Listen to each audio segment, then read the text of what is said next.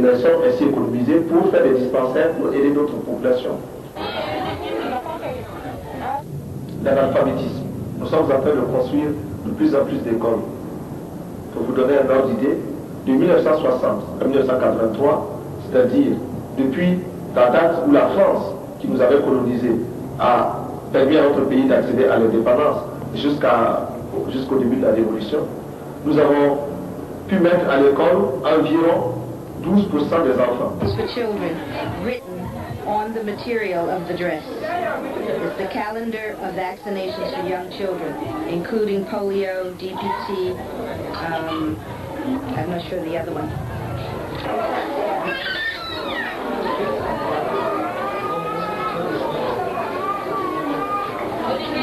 Nous avons construit beaucoup de dispensaires.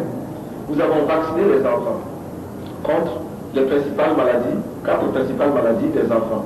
Et cette vaccination a été un si grand succès que même les pays qui sont autour de nous ont fait vacciner leurs propres enfants.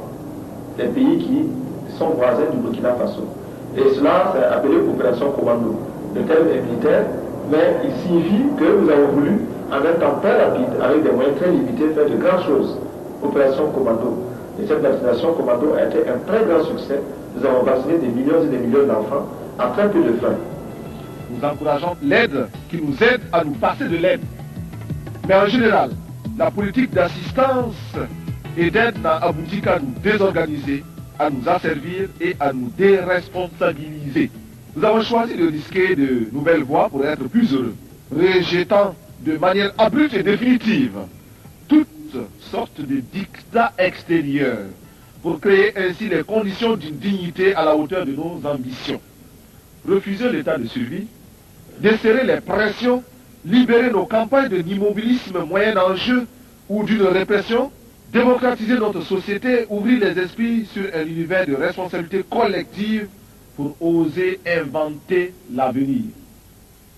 Thomas Sankara est arrivé dans un paysage politique qui stagnait.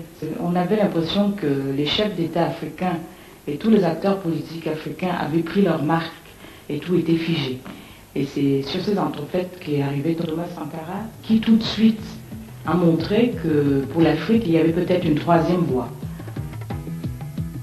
Il est arrivé en homme jeune, déterminé.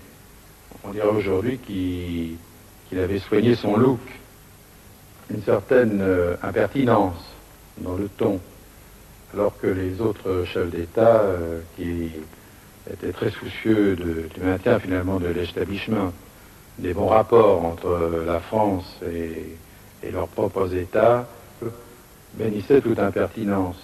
Sankara est arrivé à une époque où l'Afrique était confrontée à toutes sortes de cataclysmes économiques, cataclysmes naturels.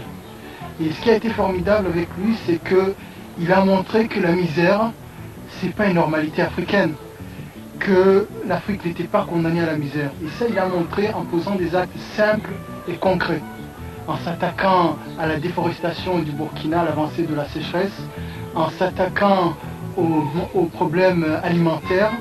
Il a été capable de fournir 2 repas par jour à tout Burkinabé en l'espace de 4 ans. Et ça, c'était formidable pour toute l'Afrique. Ça prenait à contre-courant toute cette ambiance d'afro-pessimisme. Ce qui était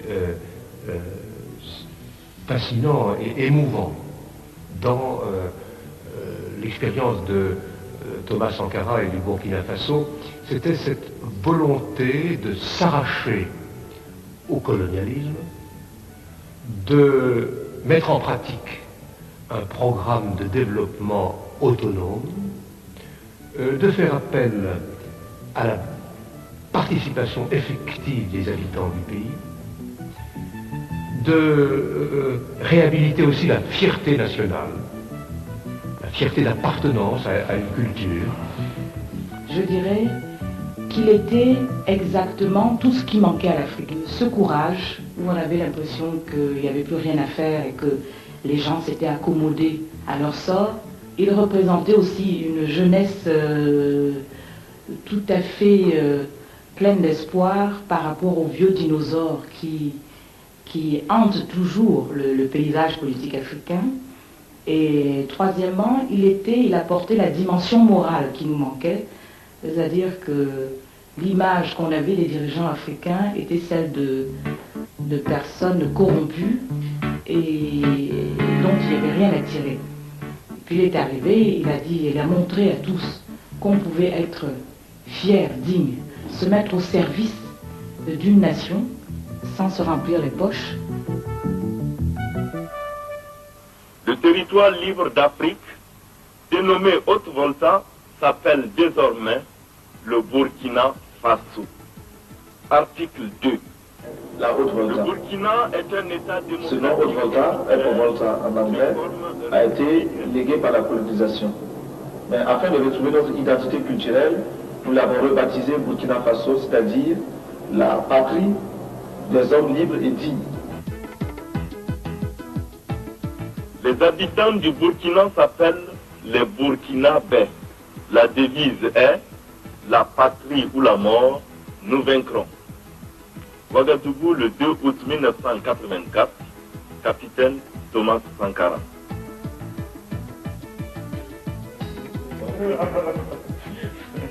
How are you? Fine. How you doing? See you. I'm from Barbados. From Barbados. Barbados. Yeah. Okay. Welcome. How are you? Ça va? From Gambia.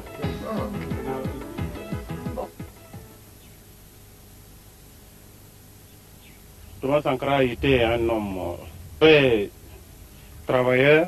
C'est un homme révolutionnaire et nous comptons toujours sur lui. Et la terre soit légère pour lui aussi. Quand j'ai rencontré Thomas Sankara, je n'avais pas l'impression d'être une femme. J'avais toujours en face de moi quelqu'un qui me prenait sur le même pied d'égalité. Il discutait et il essayait surtout de me convaincre. Pour ceux qui n'étaient pas sûrs de leurs arguments, c'était difficile de discuter avec lui. Je parle au nom des femmes du monde entier qui souffrent d'un système d'exploitation imposé par les mâles. Je parle au nom des mères de nos pays démunis qui voient mourir leurs enfants de paludisme ou de diarrhée, ignorant qu'il existe pour les sauver des moyens simples que la science des multinationales ne leur offre pas. Mais moi, j'étais nomme immortalité du baobab. N'oublie rien en chemin, le soleil ne se couche jamais.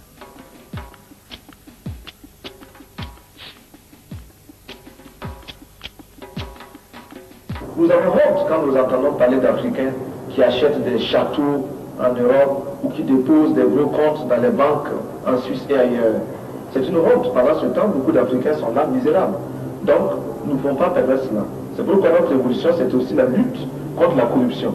Et cette lutte contre la corruption, nous sommes impitoyables là-dessus. Nous faisons des procès publics qui dénoncent les voleurs, qui dénoncent tous ceux qui ont détourné de l'argent, les biens publics. Et nous les sanctionnons très sévèrement. Bien entendu, ces gens qui nous sanctionnent ne manquent pas d'occasion de s'opposer à notre régime et de le présenter à l'extérieur comme étant un régime fasciste, un régime dictatorial.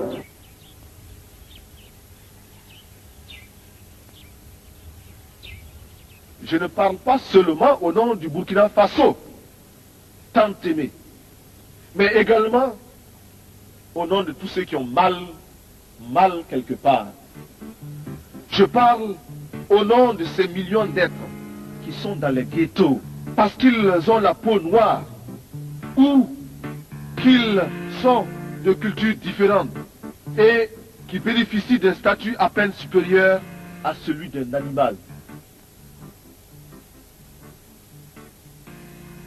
Des soudards égorgent la liberté.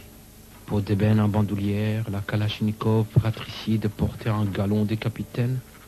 La gloriole de leur crime appelle le crachat 15 fois.